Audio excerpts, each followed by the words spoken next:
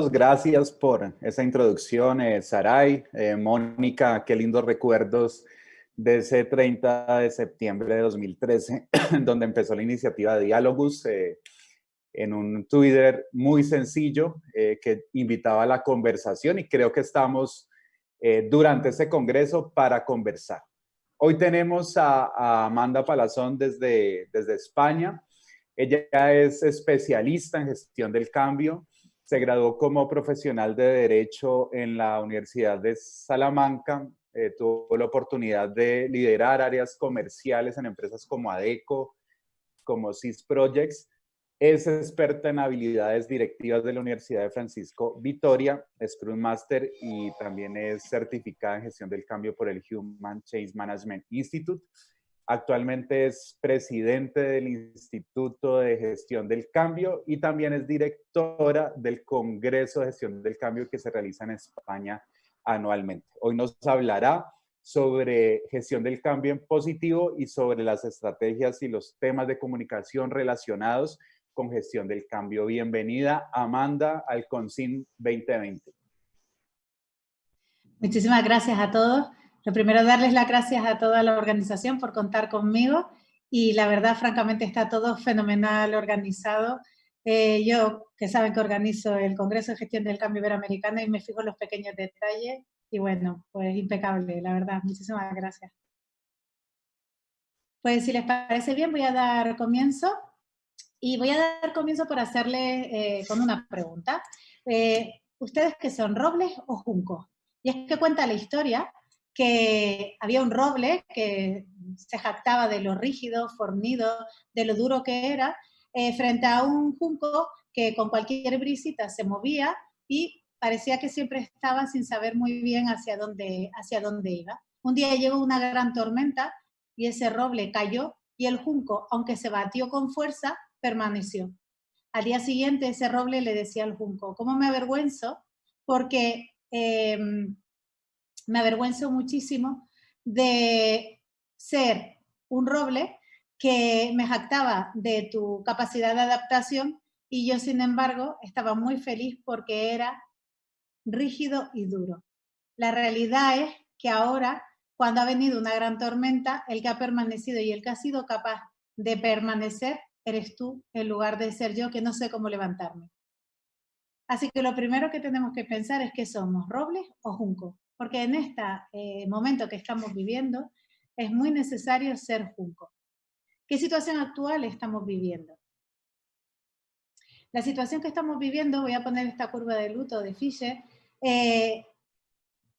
no es esta. Esta era la situación que vivíamos pre-COVID, pre-COVID-19, donde nosotros habíamos detectado que estábamos en tristeza organizacional. Es decir, que estábamos en un momento donde no veíamos futuro, donde había sedentarismo laboral, no habían ideas, no sabíamos cómo avanzar. Sin embargo, el COVID ha hecho que incluso nos retrasemos. Ahora estamos en un momento donde tenemos fuertes resistencias. Ya dije en el congreso que hicimos en mayo que se nos había abierto un periodo de gracia que llamamos la zona de confort. Voy a compartir pantalla porque me están indicando que no se veía, y quiero darle las gracias a Felipe, que me comentaba que era bajita la conexión.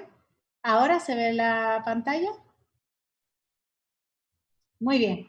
Pues, como les estaba comentando, hemos tenido ese retraso. ¿Por qué? Porque de repente esa zona de confort que se abrió a lo que yo llamo zona de confort activa, ese periodo de gracia que tuvimos cuando el confinamiento maturo que hemos tenido en todo el mundo, ya que nuestras mentes se abrían a una posibilidad de cambio, según va pasando el tiempo, lo que está ocurriendo es que se está cerrando esa posibilidad. Tenemos un periodo de gracia que se llama ese periodo de los 100 días, donde las personas estamos abiertos a cualquier cambio. Si no utilizamos bien ese periodo, al revés, lo que hacemos es posicionarnos más en esa zona de confort pasiva, que lo que nos da es seguridad. Porque la zona de confort no significa que sea la más confortable, sino es la zona de seguridad, la que conocemos. De repente surge otra vez esta palabra. Yo antes del COVID era bastante partidaria de no utilizar jamás desaprendiendo, siempre utilizar aprender, aprender. Sin embargo, esta situación nos está dando lugar a desaprender. Y estamos desaprendiendo las emociones positivas. Estamos desaprendiendo la capacidad de generar emociones positivas. Estamos desaprendiendo el compromiso, el engagement. Estamos desaprendiendo la posibilidad de encontrar sentido, la forma de relacionarnos. Y estamos desaprendiendo a valorar los logros que tenemos. Todo esto es lo que llamó en un momento dado nuestro Martin Seligman, que es el experto en psicología positiva, que es el modelo PERMA. Y realmente, si se dan cuenta, es el momento en el que tenemos que humanizar como sea esta situación, porque lo que estamos haciendo es provocando aislamiento. Fíjense, hicimos una encuesta en marzo, lo hicimos tanto en lugares de iberoamericanos, como era Ecuador, como fue Uruguay que participó, Brasil y por supuesto España y también México. Y fíjense, cuando preguntamos si recomendarían cómo se estaba gestionando el cambio y esta transformación y este momento que teníamos COVID, resultó que, fíjense, estamos en rojo. Lo estábamos gestionando tan solo un 25, un 30% de la población decía que se estaba gestionando. Seguimos preguntando y preguntamos, bueno, ¿y cuántos gestores del cambio hay en las organizaciones? Y claro, es que hay tan solo un 52%. ¿Qué significa eso? Que faltan profesionales de gestión del cambio. Necesitamos personas que se dediquen a esta disciplina.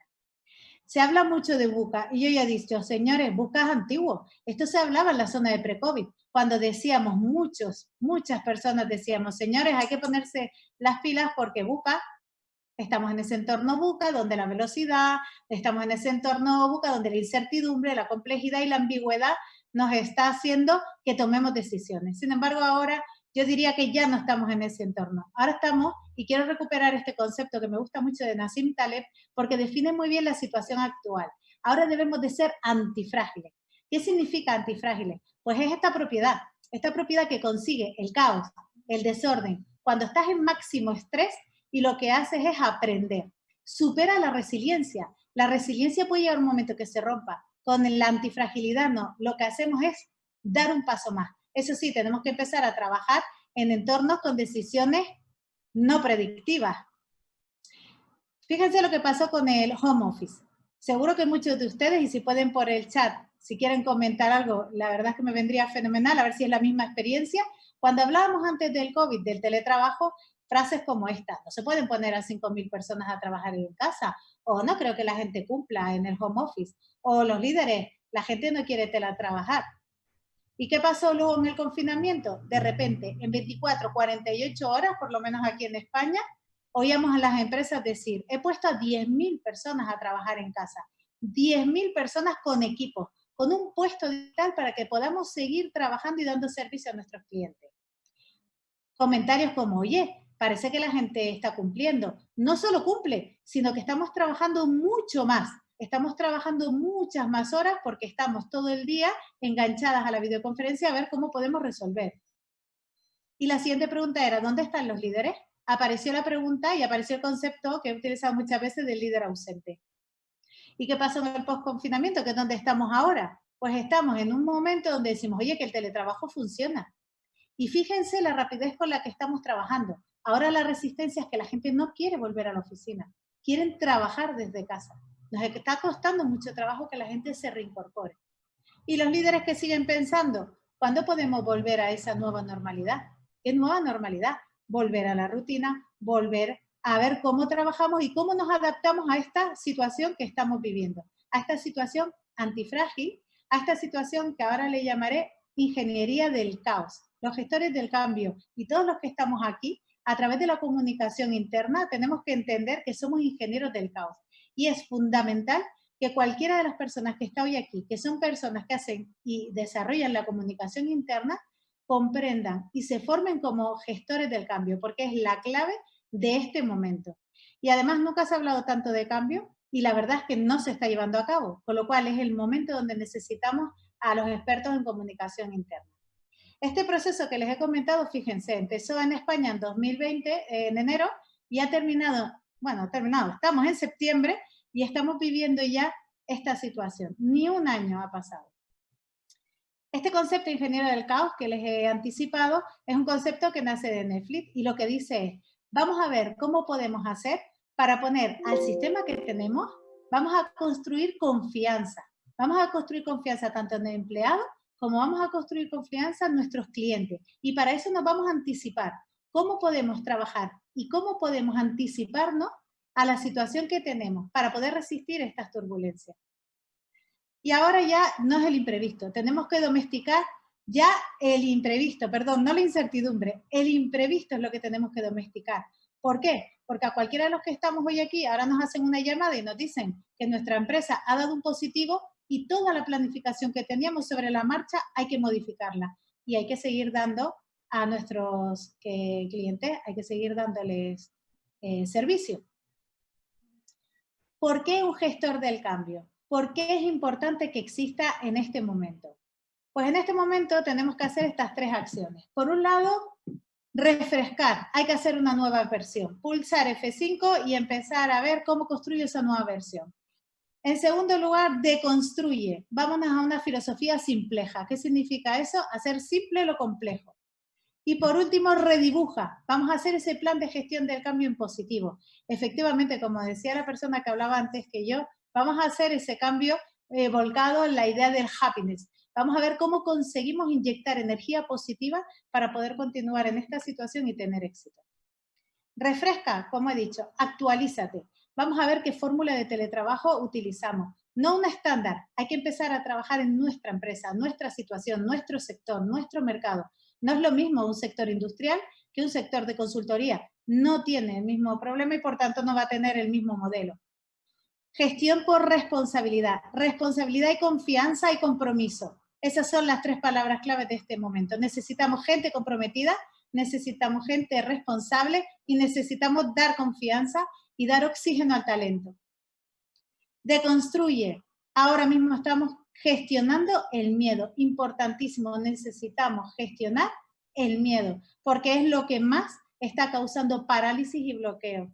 Necesitamos empezar a ver qué puedo hacer yo desde mi punto de vista, de mi círculo de influencia, para contribuir a una mejora y dejarnos las quejas, dejar las críticas, sino centrarnos en qué puedo hacer, cómo yo puedo contribuir a que esta situación mejore dentro de mi círculo de influencia. Y el proceso de deconstrucción, como dice nuestro querido cocinero Ferradria, es eso, utilizar la esencia de todo lo que tenemos y hacerlo de forma diferente para construir una nueva versión. La gestión del cambio positivo. ¿Cómo vamos a hacer ese proyecto de escalada? Y quiero hablar de escalada porque quiero que vayamos hacia adelante, no hablar tanto de desescalada.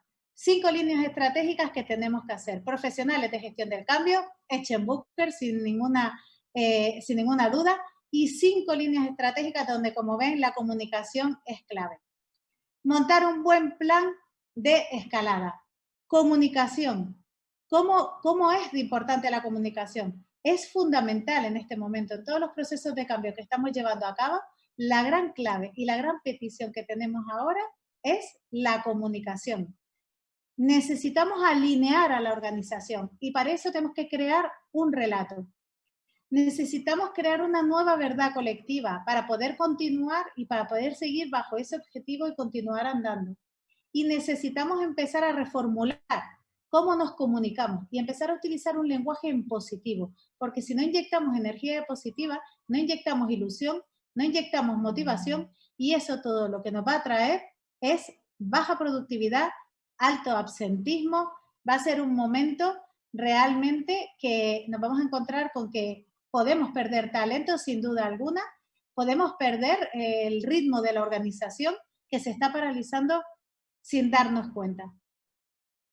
Dentro de ese estudio que les comentaba antes, hicimos también un sondeo en comunicación. Y fíjense qué interesante.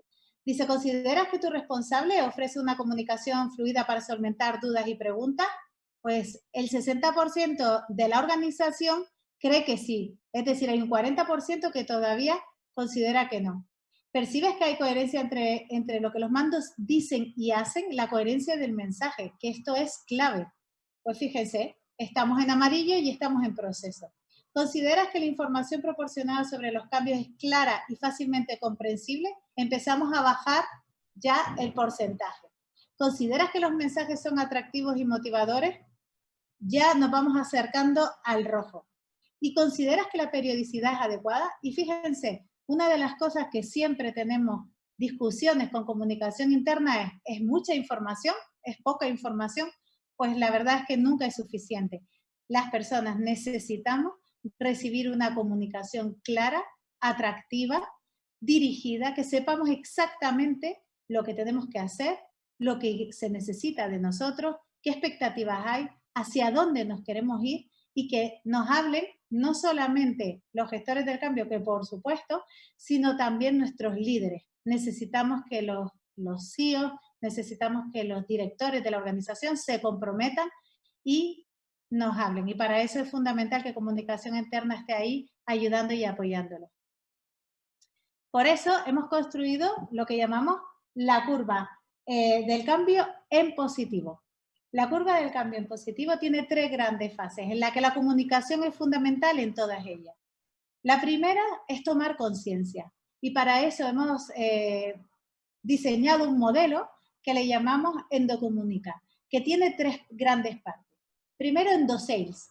Hay que vender y hay que medir el resultado, porque necesitamos saber, necesitamos datos y necesitamos también formar ese argumento de venta. ¿Por qué? ¿Y para qué voy yo a comprar este proceso de cambio?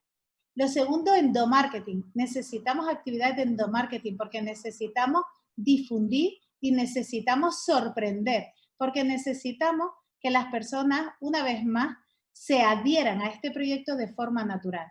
Siempre digo que esto es como la venta. Cuanto más compradores tienes, más natural es el cambio. Tenemos que conseguir que nuestros empleados, que es nuestro cliente interno, nos compre todo esto que estamos haciendo. Y por supuesto, Endoinnova. Estamos en un momento donde hay que innovar. Y esta innovación lo que nos va a ayudar es a enamorar. Tenemos que conseguir cautivar y hechizar a nuestros empleados para que nos apoyen, para que nos den ideas, para que aporten valor y nos ayuden a poder recorrer todo este camino que de momento se muestra complicado. No prohibir. Vamos a utilizar las fórmulas que sabemos, vamos a persuadir en positivo, vamos a explicar las cosas para que las personas sepan qué camino es el que tienen que recorrer. Vamos a modernizarnos. ¿Por qué seguir utilizando los mismos canales? Vamos a entrar en la nueva era. ¿Por qué no utilizar WhatsApp? Obviamente hay que ver todo el tema de ciberseguridad, pero para eso trabajemos con el Departamento de Tecnología. ¿Por qué no usar TikTok? ¿Por qué no usar Twitter? El otro día me contaban una historia fantástica de un pueblo de aquí de España, de la zona de Levante, que el alcalde había decidido que todas las comunicaciones que harían, las harían a través de Twitter. Y estaba teniendo un éxito altísimo y la media de ese pueblo estaba de los 60 años. Con lo cual, vamos a desmitificar también el tema generacional. Vamos a ver realmente que esto no es un tema de edad, es un tema de actitud hacia el cambio. Hay millennials que no les gustaría esta idea y hay baby booms que le encantaría e inverso. Vamos a hablar de personas, vamos a dejar de hablar de mitos, de generaciones. Vamos a seguir pautando. Importantísimo lo de ir pautando. Necesitamos dar esas capacitaciones, necesitamos explicar cómo queremos y qué queremos de las personas en este momento. Hay que empezar a esa fórmula simpleja, hacer simple lo complejo, porque de verdad una de las cosas que hay que empezar a hacer y tomar conciencia es rebajar el nivel de estrés. No podemos pensar que en esta situación vamos a abordar los mismos proyectos que estamos abordando antes del COVID. Hay que sentarse, hay que replanificar, por favor, hay que tomar conciencia, y esto es sobre todo los patrocinadores, y aquí nosotros, tanto los comunicadores, los gestores del cambio que estamos dando apoyo a los patrocinadores, tenemos que hacerles entender, tenemos saturada a las personas, tanto en cambio como en esta situación que estamos viviendo. Tenemos que humanizarla y entender a las personas. De verdad, esto es muy importante porque estoy viendo a las personas realmente, ¿cómo diría yo?, saturadas, de verdad, hasta el punto de que no saben qué hacer, no saben cómo seguir caminando porque están bloqueados. Y si seguimos, la última de las Cs y la última de la curva positiva es la credibilidad. Datos que tenemos también cuando estamos hablando de los líderes es la baja credibilidad.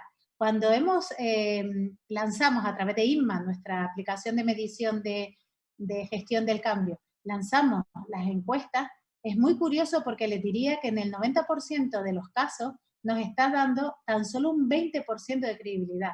La gente quiere el cambio, pero no cree que su dirección y que el patrocinador realmente quieran ese cambio. Fíjense lo importante que es este dato, credibilidad.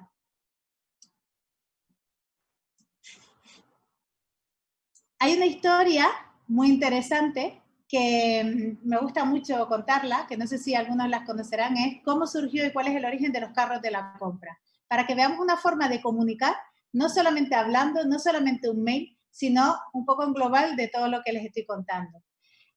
Resultó que una persona pensó, ¿cómo puedo yo conseguir que se compre más en los supermercados? Hasta ahora eran solo las cestas del supermercado, con lo cual lo que conseguían era vender el máximo del peso que podíamos llevar en el brazo.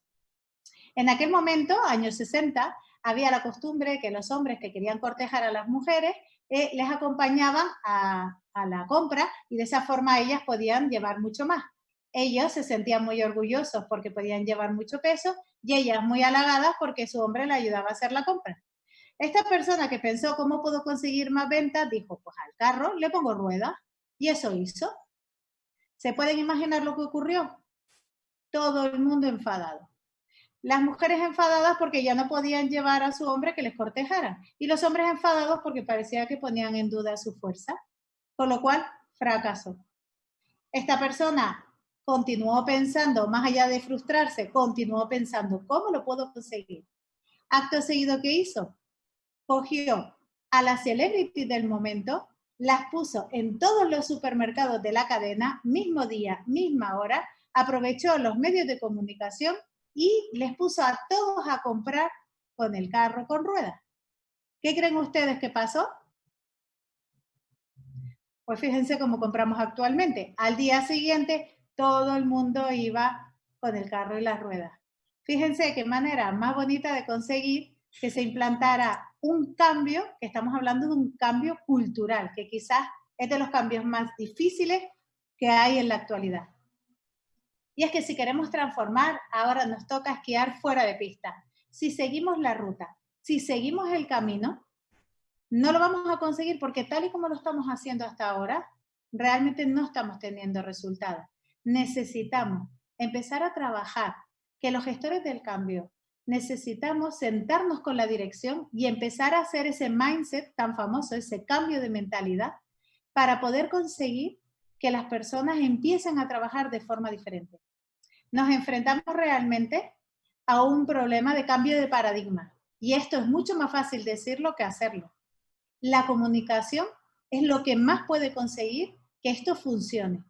Es cierto que hablábamos de 5 líneas, hablábamos de, por supuesto, la comunicación, hablamos de la capacitación, no de formar, sino de estar al lado. Necesitamos ahora acompañamiento, que los gestores del cambio estén al lado, no tanto información, sino que yo te diga qué puedes hacer en un momento dado, que te acompañe.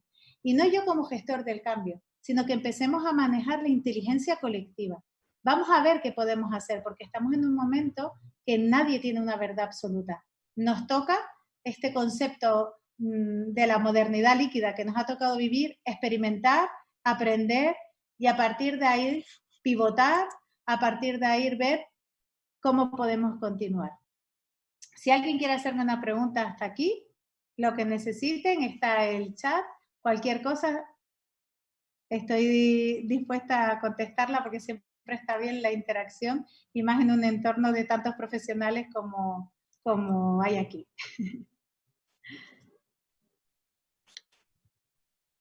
Bien. Como les decía, quería darles las gracias a todos por estar aquí conmigo y la importancia que tiene de verdad que gestionemos el cambio en positivo, la importancia que tiene que manejemos tanto metodologías como es el caso de Chembuk, metodologías de comunicación interna, pero que empecemos a innovar, que empecemos a buscar canales que consigamos que la gente nos compre, que la gente realmente se sume a nuestro proyecto y que entre todos no olvidemos lo que es la parte de la emoción. En todos los proyectos de cambio que estamos llevando actualmente, en todos sale siempre la necesidad de la gestión de la emoción. Sale siempre la necesidad de que los líderes fundamentalmente empiecen a estar cerca de las personas, que los líderes realmente crean en las personas. Tenemos que ver de qué manera, y la comunicación es clave, tenemos que ver cómo conseguimos confianza, cómo conseguimos que la gente se responsabilice y cómo conseguimos ese compromiso que necesitamos. Porque la gestión del miedo actual, la gestión del imprevisto, está dificultando muchísimo que avancemos. Y el gestor del cambio tiene una gran misión, que es entrar en acción. Hasta que no entremos en acción, no vamos a conseguir ningún resultado. Tenemos que arriesgarnos, ser valientes y a través de la comunicación demostrar que nuestros patrocinadores y nuestros líderes son valientes y se suman a ese carro con hechos y con sus palabras, con su forma de decirnos las cosas. Todo esto hace que la credibilidad aumente. Y para finalizar, les voy a contar una fábula que me encanta, que es la fábula de la rana, no sé si la conocen ustedes, que nos dice lo siguiente: cuando tú coges una rana y la metes en un cacharro con agua fría, la rana salta y sale del cacharro. Si tú metes la rana dentro de un cacharro con el agua tibia, como la rana se siente cómoda, se relaja. Es ahí cuando enciendes el fuego de forma sencilla y cuando empieza a subir el calor de este agua. Cuando la rana se da cuenta de que realmente está dentro de ese cacharro y que quiere salir, ya no puede, no tiene fuerzas, porque el agua lo que ha hecho con el calor es dejarles sin movimiento y dejarles en una situación francamente imposible de dar ese salto. Pensemos en esto porque tenemos que ser los gestores del cambio, esas personas que, como decía antes, esquían fuera de pista, saltan y ponen a su organización a saltar para que esto no nos ocurra y la situación no pueda con nosotros. Hola Amanda, ¿cómo estás? Muchas gracias por compartirnos esta información. Un par de preguntas que estoy leyendo. Habla Glip 2008 en nuestro chat de YouTube. Dice, hola Amanda, hablas de persuadir y no restringir. ¿Cómo logras eso en manufactureras con personal operativo? Pues mira, en concreto les voy a contar un caso que le tengo especial cariño, porque además en el mundo en este mundo que nos está comentando Alba, ocurre otra cosa, además que nos encontramos con la dificultad de que la gente no quiere dar su opinión, que se sepa que ellos son las personas que la dan. O sea, por un lado nos encontramos con que no les permiten móviles para trabajar y por otro lado nos encontramos con que ellos no confían en que lo que ellos digan es anónimo, por tanto no quieren problemas y no dicen nada. Y eso mismo nos ocurrió. ¿Y qué fue lo que hicimos? En ese caso, utilizamos una parte que tenemos muy desarrollada en el Instituto de Gestión del Cambio, que es Imaginación y Desarrollo. Y ahí tenemos un grupo de actores, tenemos un grupo de diseñadores gráficos, que lo que montamos fue un cartero.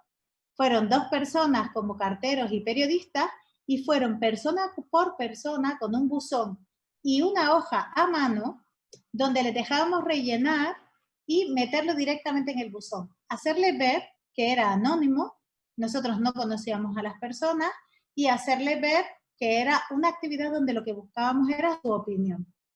Pues tuvimos un gran éxito, el 90% de las personas contestaron y luego recibimos muchos agradecimientos porque nunca habían conseguido dar su opinión de esa forma, sentirse libres y por otro lado, pues lo que es ese momento de que irrumpan 2 actores vestidos de cartero y 2 actores preguntándoles por la opinión sobre un tema, llamaba tanto la atención que es que la gente se nos acercaba para ver qué hacíamos.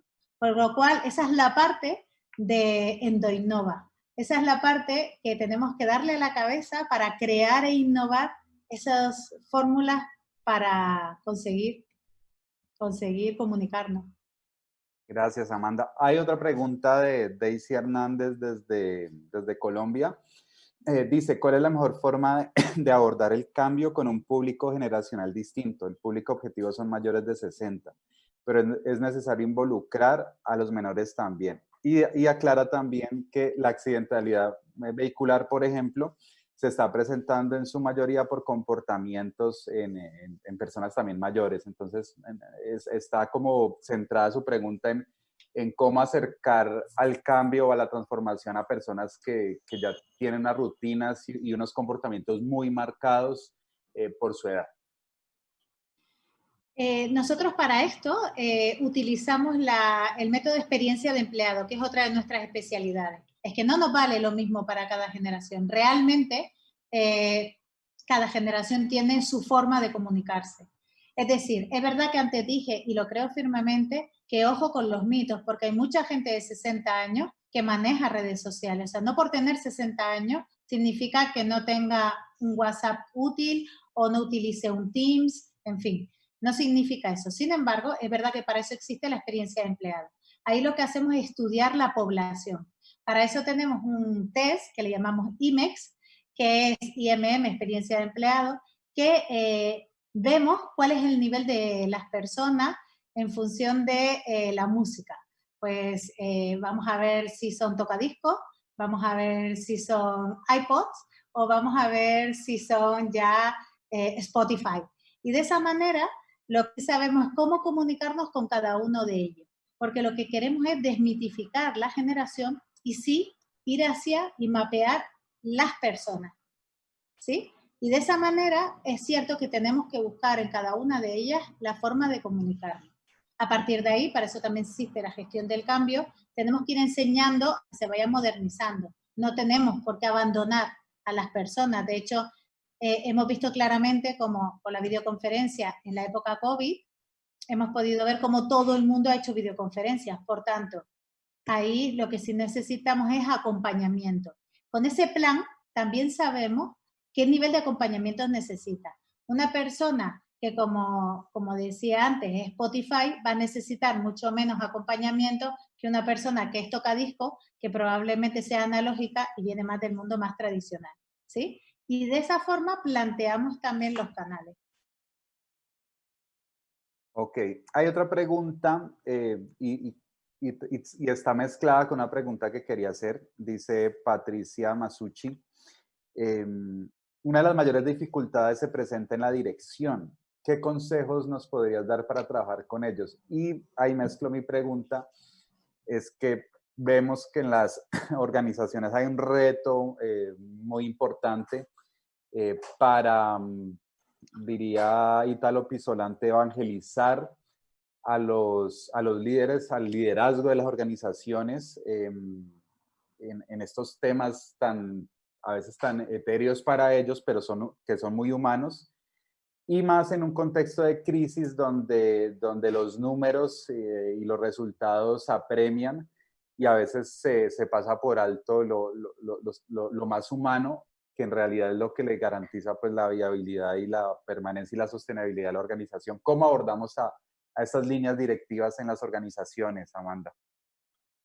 Bueno, ese, en mi opinión, y lo digo en todos los foros, es el gran reto. Realmente ahí es donde está, en mi opinión, el punto más importante, la dirección.